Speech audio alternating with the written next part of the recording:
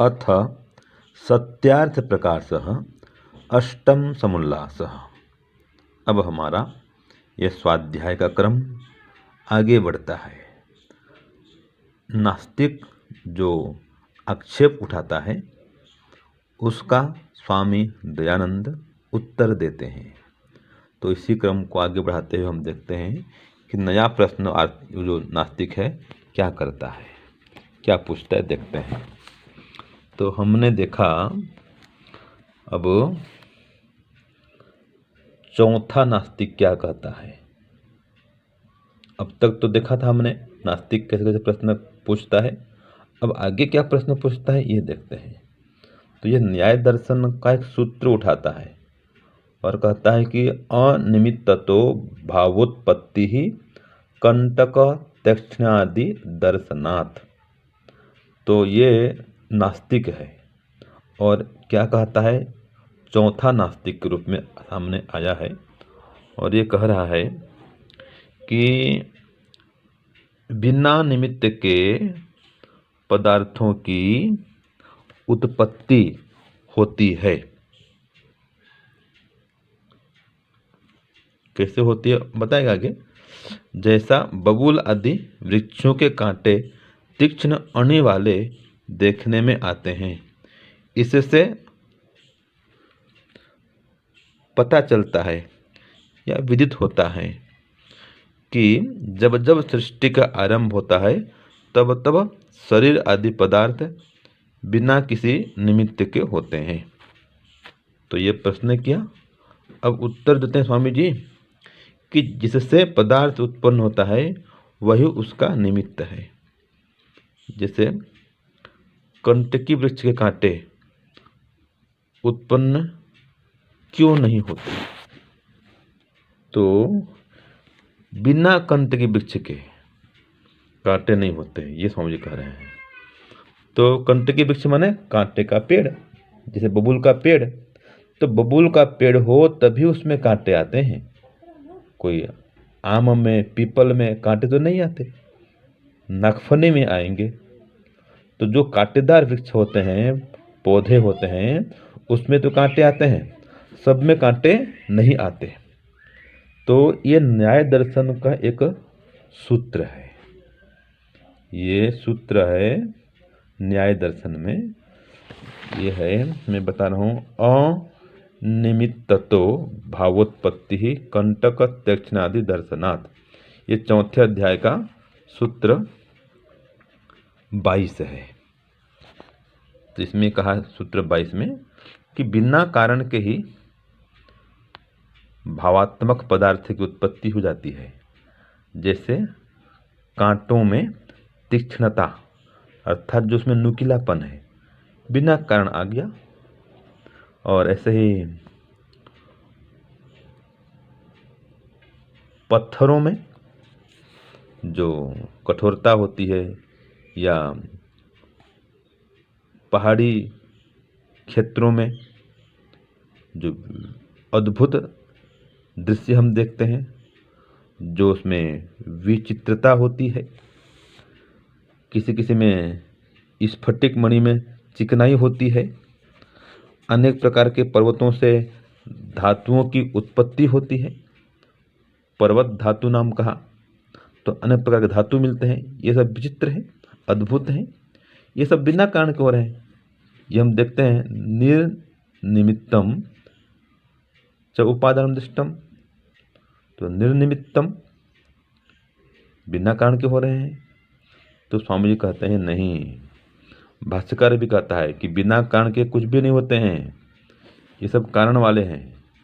जैसे कि कांटे का वृक्ष है तो उसी में कांटा आएगा, पीपल में, बरगद में, आंवला में नहीं आएगा।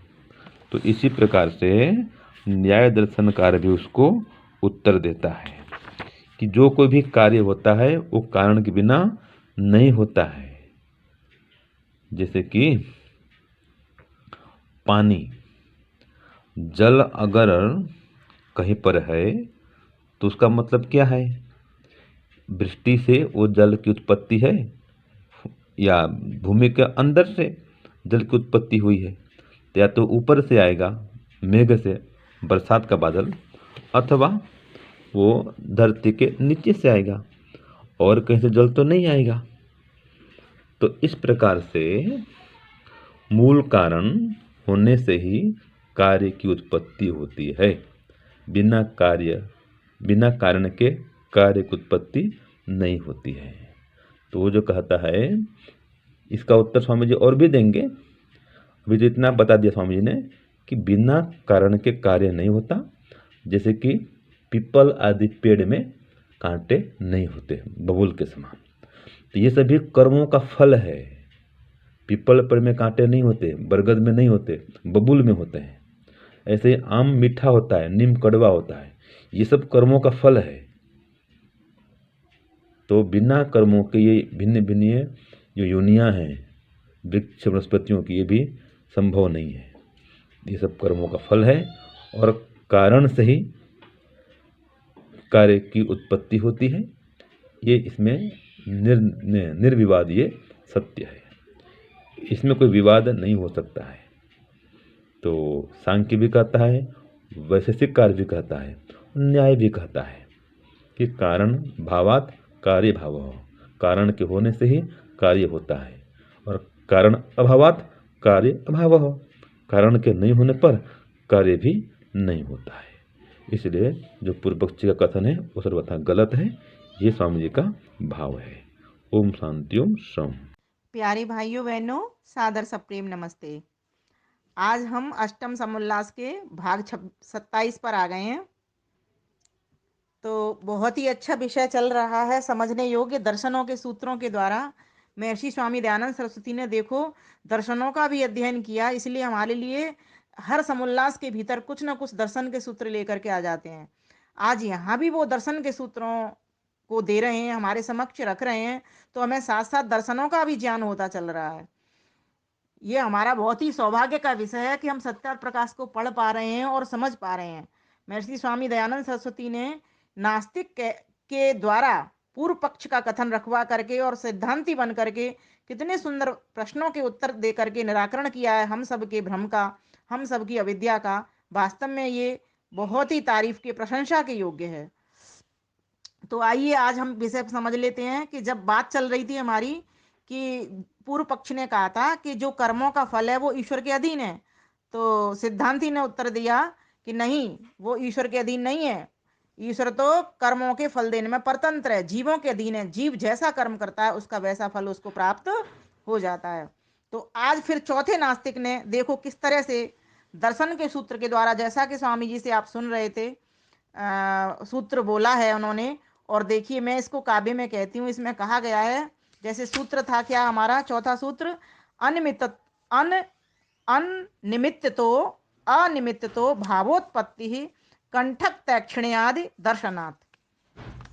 तो इसका अर्थ होता है निमित्त के बिना भाव कार्य की उत्पत्ति होती है, कांटों की तीक्ष्णता आदि के देखे जाने से।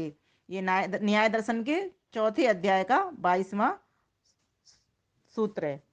तो आइए अब इसको मैं काव्य में कहती हूँ। तो इसमें चौथे नास्तिक ने प्रश्न उठा दिया है, देखते हैं क्या कहता है वो। सुना जभी कर्मों के फल को ईश्वर नहीं वह जीव अधीन, ईश्वर ना वह जीव अधीन, तो उठकर आक्षेप कर दिया कटीले वृक्ष आदि निमित्त विहीन, कटीले वृक्ष आदि निमित्त के बिन। अर्थात जब उसने ये देखा कि वो देख रहा है कि जब कोई निमित्त नहीं है, तब जाकर के ये जो कटीले वृक्ष आदि बने हुए हैं, बबूल बने हुए हैं, इनका कोई निमित्त होता नहीं है, ऐसे ही इनमें कांटे आ जाते हैं। तो कहा ऐसी इसी प्रकार से ये सारी सृष्टि रच गई है। इससे सृष्टि का पता चलता है कि जब जब सृष्टि का आरंभ हुआ तो बिना निमित्त के ये शरीर आदि पदार्थों का निर्माण हो गया। सुना जभी कर्मों के फल को ईश्वर नहीं वह जीव अधीन, तो उठकर आक्षेप कर दिया कटीले वृक्ष आदि निमित्त विहीन। इससे पता चले सृष्टि का जब जब हो सृष्टि आरंभ, तब तब बिन निमित्त होते हैं शरीर आदि पदार्थ निर्माण, शरीर आदि पदार्थ आरंभ। तो सिद्धांति उत्तर देता है, स्वामी जी कहने लगे सिद्धांति रख पक्ष, जिससे उत्पन्न हो पदार्थ वही तो हो निमित्त। अर्थात जिससे उत्पन्न पदार्थ होते हैं वही उसका मूल निमित्त होता है। अर्थात प्रत्येक कार्य के पीछे कोई ना कोई कारण होता ही है। जैसा जिस वृक्ष का रहे बीज वैसी संरचना बीज निहित, वैसी संरचना बीज निहित। कांटे वाले या बिन कांटे वह मूल बीज कारण निमित्त, वह मूल बीज कारण निमित्त। जैसा जिस वृक्ष का रहे बीज वैसी संरचना बीज निहित, वैसी उस बीज के भीतर वो संरचना होती है। अगर आम का वृक्ष होगा तो भी उसके बीज की जो जो बीज होगा आम का, उसकी जो गुठली होगी उसके भीतर वो आम के बीज की पूरी संरचना होगी, तभी वो आम का पेड़ बनता है। अर्थात तभी वो मधुर फल आम के प्रदान करता है। अगर नीम के बीज होंगे, निवोलियां होंगी, तो निवोलियों से नीम का वृक्ष तैयार होगा। तो ये उसके बीज के कारण है नीम बनना, बीज के कारण है आम बनना, बीज के कारण है बबूल बनना। ये हमको समझ लेना चाहिए। अर्थात वृक्ष बनना जो कार्य है, वृक्ष का मतलब कार्य, और किसका कार्य? किसी कार्य कब होता है? जब किसी उसका कारण हो। तो उसका कारण क्या है? बीज।